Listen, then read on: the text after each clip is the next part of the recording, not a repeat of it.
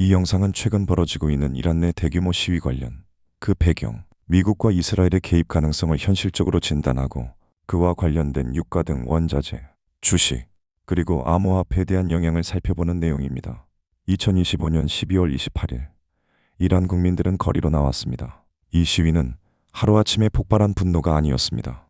최근 이란 시위에 과격화는 급격한 경제 붕괴와 그 와중에 최근에 겹친 미국, 이스라엘과의 대외적 군사 충돌, 그리고 오랜 기간 누적된 억압적 제재 환경이 촉매 역할을 한 것으로 볼 수 있습니다. 즉, 이번 사태의 배경은 2025년 이란 이스라엘 간의 군사 충돌과 그 이후 이어진 대이란 제재 강화, 그리고 핵 문제를 둘러싼 긴장 국면이 이미 누적되어 있던 시민들의 불만을 서서히 끓게 만들었고, 본격적으로 작년 말부터 물가의 급등으로 통화 가치가 폭락하면서 생필품 가격이 감당할 수 없는 수준으로 치솟기 시작한 것과 관련이 있습니다. 쉽게 말해 빵, 계란 같은 가장 기본적인 식료품조차 하루가 다르게 비싸지자 이란 국민들에게 이 위기는 더 이상 정치나 외교의 문제가 아닌 생존의 문제가 되었고, 결국 이것이 근본 시위에 직접적 기폭제로 작용했을 것입니다.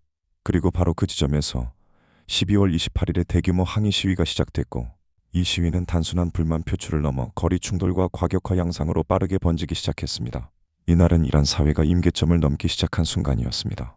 오늘은 최근 이란의 핵시설 등 주요 거점까지 무력으로 장악한 시위대의 과격 양상과 관련하여 향후 미국과 이스라엘의 개입 가능성, 그리고 원자재, 주식, 암호화폐와 관련된 흐름을 최대한 이해하시기 쉽게 물 흐르듯 몇 가지 파트별로 나눠 짚어보도록 하겠습니다. 1. 심상치 않는 이란 시위의 양상, 그리고 하메네이 정권에 던지는 시장의 질문. 지금 이란에서 벌어지고 있는 상황은 더 이상 단순한 반정부 시위의 범주에 있지 않습니다. 최근 연일 보도되고 있는 핵심은 분명합니다. 민간 시위대에 대한 학살 정황이 일회성이 아니라 반복적으로 누적되고 있다는 점입니다. 이제 질문은 이렇게 바뀌어야 합니다. 이란 정권이 버틸 수 있을까가 아니라 이미 넘지 말았어야 할 선을 넘어선 것인가입니다. 2. 미국의 레드라인과 개입 논리. 미국의 트럼프 대통령은 최근 이미 이란 정권을 향해 명확한 조건을 제시해왔습니다. 당시 경고의 요지는 단순했습니다. 시위대를 학살할 경우 미국은 군사적 개입 가능성을 배제하지 않는다. 이 발언은 정권 교체 선언도 침공 위협도 아니었습니다. 미국은 시위가 아니라 대규모 민간인 학살을 레드라인으로 설정한 것으로 지금의 상황은 그와 같은 레드라인이 이미 부분적으로 침범되었을 가능성을 강하게 시사하고 있습니다. 즉, 시위 진압 과정에서 군경의 발포 정황이 포착되었고, 이로 인해 미성년자를 포함한 다수 민간인 사망 사례가 보고되었는데, 이와 관련된 의료진의 증언, 인터넷 차단 이후 특히 사망자가 급증했다는 점을 우선 주목해야 합니다. 이러한 상황은 과거 미국이 실제 개입 명분으로 사용했던 사례들과 구조적으로 유사합니다. 이 지점부터 미국의 고민은 바뀝니다. 개입할 것인가가 아니라 어디까지, 어떤 방식으로 개입할 것인가입니다. 3. 미국의 전략적 계산과 비대칭적 옵션. 여기서 중요한 점이 있습니다. 미국은 이란을 점령하진 않더라도 이번 국면을 하메네이 정권의 행동 반경을 꺾고 친미적 질서를 유도하는 기회로 볼 확률이 큽니다. 특히 유가가 정치의 핵심 변수가 된 상황에서 베네수엘라 원유 통제 구도가 강화될수록 미국은 에너지 가격 충격을 완충할 자신감을 얻고, 그러한 레버리지를 바탕으로 이란에 대한 군사적 옵션을 실행 가능한 정책 패키지로 돌려놓을 수 있습니다. 사실 그것보다 제가 미국이 이번 이란 사태에 어떤 방식으로든 개입할 확률이 매우 높다고 보고 있는 이유는 따로 있습니다. 가장 먼저, 최근 베네수엘라의 마두로 생포 후 중간 선거를 앞두고 있는 트럼프의 지지율이 다시 상승하고 있다는 점, 그리고 이란 사태의 통제권을 미국이 거머쥐는 것이 그러한 지지율 상승과 결부될 수 있다는 점을 인지하셔야 합니다. 여기서 좀 더 구체적으로 더 나아가 보도록 하죠. 바로 중국이 베네수엘라와 이란산 원유의 사실상 최대 수입국 중 하나라는 점을 떠올리셔야 합니다. 즉, 이미 그중 하나인 베네수엘라의 원유 통제권을 미국이 보유함으로써 중장기적으로 중국에 대한 원유 공급 루트 중 하나를 차단한 상황인데, 여기서 향후 미국이 이란에 대한 군사적 개입으로 이란산 원유까지 일부 통제권을 갖게 된다면 어떻게 될까요? 결국 이것은 미중 패권 전쟁에서 미국이 중국의 에너지 확보를 일부 제약함으로써 패권 전쟁에 유리한 고지를 점령할 수 있는 계기가 될 수 있다 보셔야 합니다.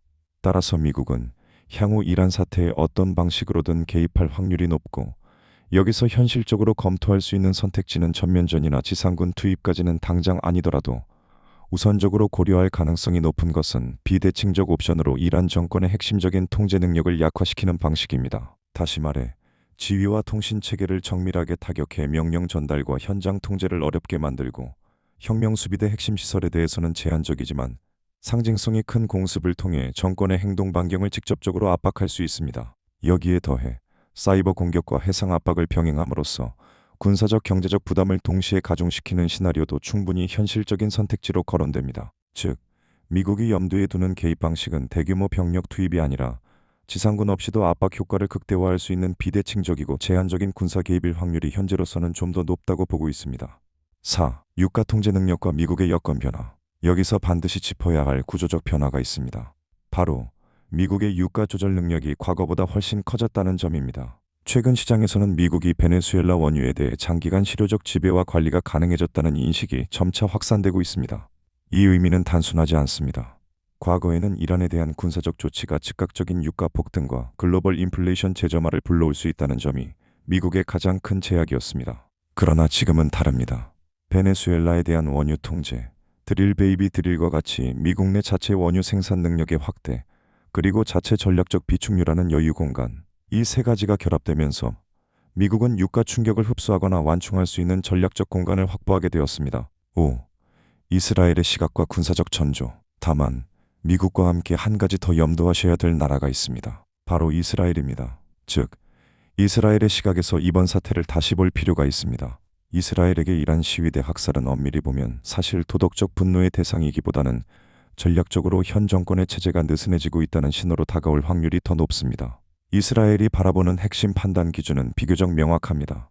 첫째, 이란 정권이 내부 통제를 유지하는 데 군사적 정치적 자원을 과도하게 소모하고 있는가?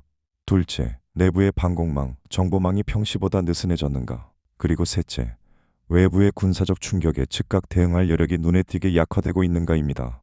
그리고 지금 상황은 이 세 가지 조건이 동시에 충족될 가능성이 점점 높아지고 있음을 시사하고 있습니다. 그간의 사례를 떠올릴 경우 이스라엘이 움직인다면 그 방식은 주로 일정한 패턴을 따릅니다. 이스라엘은 사전에 구체적 언지나 경고 또는 선언을 하기보다는 주로 전격적 급진적 전략으로 중요한 시기에 상대의 허를 찌르는 경우가 많습니다. 즉, 이스라엘의 군사적 개입은 대부분 사후에 설명됩니다. 따라서 우리가 주목해야 할 것은 공식 발언이 아니라 그 이전에 나타나는 전조입니다. 이스라엘 공군의 장거리 작전 훈련이 증가하는지 여부, 이란의 핵시설과 미사일 관련 시설 주변에서 위성 정보상의 변화가 감지되는지 여부, 그리고 외교 채널에서 이스라엘 측의 이례적 침묵이 이어지고 있는지도 중요한 신호입니다. 만약 여기서 이스라엘이 실제로 개입한다면 그 목표는 복잡하지 않습니다. 바로 하메네이 정권의 고위 관계자나 핵과 직간접적으로 연관된 시설입니다. 즉, 미래의 탄도미사일 생산과 저장의 거점이 될 수 있는 장소, 그리고 이란에 잔존하는 방공 시스템, 고위급 지도자들은 언제나 그들에게 적절한 공격 명분을 제공합니다. 중요한 점은 이 모든 행동의 목적이 단기적으로 군사적 옵션 제거에 맞춰져 있더라도 그 귀결이 정권의 안정성을 훼손하는 방향으로 이어질 가능성을 이스라엘 역시 충분히 인식하고 있다는 점입니다. 이것은 이스라엘의 시각에서 보면 군사적 타격은 단순한 억제 수단을 넘어 장기적으로는 이란 내부 권력 구도를 흔들고 친이스라엘 친미적 질서가 형성될 수 있는 환경을 조성하는 전략적 선택지로 작동할 수 있다는 점과 관련이 있습니다. 이렇게 미국과 이스라엘 양쪽에서 흔들 경우 현재의 이란 정권에서 꺼내들 수 있는 운신의 폭도 점점 더 좁아질 수밖에 없습니다. 이와 관련하여 좀 더 얘기해 보도록 하죠. 6. 원유 시장의 두 변수와 호르무즈 리스크. 현재 이란 사태와 관련하여 국제 원유 시장에는 두 개의 상반된 힘이 작용하고 있습니다. 하나는 베네수엘라 변수입니다. 이는 공급을 늘릴 수 있다는 인식과 미국이 유가를 관리할 수 있다는 신뢰입니다. 이 변수는 유가 상승의 상단을 누르는 힘으로 작용합니다. 다른 하나는 호르무즈 변수입니다. 이는 실제 물리적 차단, 즉 공급 그 자체가 끊길 수 있다는 공포입니다. 이 변수는 유가를 단기적으로 폭발시키는 힘을 갖고 있습니다. 정리하면 이렇습니다. 베네수엘라는 유가는 결국 관리된다는 논리입니다. 호르무즈는 지금 당장은 통제불능이라는 공포입니다. 따라서 시장은 구조적으로는 베네수엘라 변수를 믿고 있지만 단기적으로는 호르무즈 변수에 과잉 반응할 수밖에 없습니다. 문제는 이러한 상황에서 현재의 이란이 극도의 압박 국면에 직면할 경우 지금의 하메네이 정권에서 전통적으로 꺼내들거나 위협할 수 있는 카드로 쓸 수 있는 것은 실질적으로 바로 호르무즈 해협 봉쇄뿐이라는 점입니다. 다만 아마 이 선택은 군사적으로는 이란이 가진 가장 강력한 비대칭 수단이지만 정치 경제적으로는 사실상 자폭성 선택에 가깝습니다. 왜냐하면 호르무즈 해협이 막히는 순간 이란 문제는 인권이나 내정 문제가 아니라 글로벌 금융 시스템의 문제로 즉시 전환되고 그에 따라 하메네이 정권은 이해관계를 달리하는 여러 강대국의 직접적 표적으로 지목될 수 있기 때문입니다. 7. 시장 영향과 최종 정리. 이 부분과 관련하여 좀 더 얘기해 보겠습니다. 첫째, 원유 시장에는 단기적으로 급등할 압력이 발생하게 됩니다. 다만 이는 구조적 상승이라기보다 공포에 기반한 급변동에 가깝습니다. 그 이유는 명확합니다. 미국의 베네수엘라 원유 통제와 대체 공급 카드, 그리고 정책 개입 여력을 고려할 때 시장은 유가가 장기적으로 통제 불능 상태로 치솟을 가능성을 과거보다 낮게 평가할 것이기 때문입니다. 즉, 급등은 가능하지만 상단은 제한되는 구조입니다. 둘째, 다만 글로벌 증시는 부분적인 리스크 오프 국면에 진입할 수 있습니다. 그에 따라 운송과 항공, 제조업 등 경기 민감 섹터는 아마 단기 가격이 요동칠 확률이 높습니다.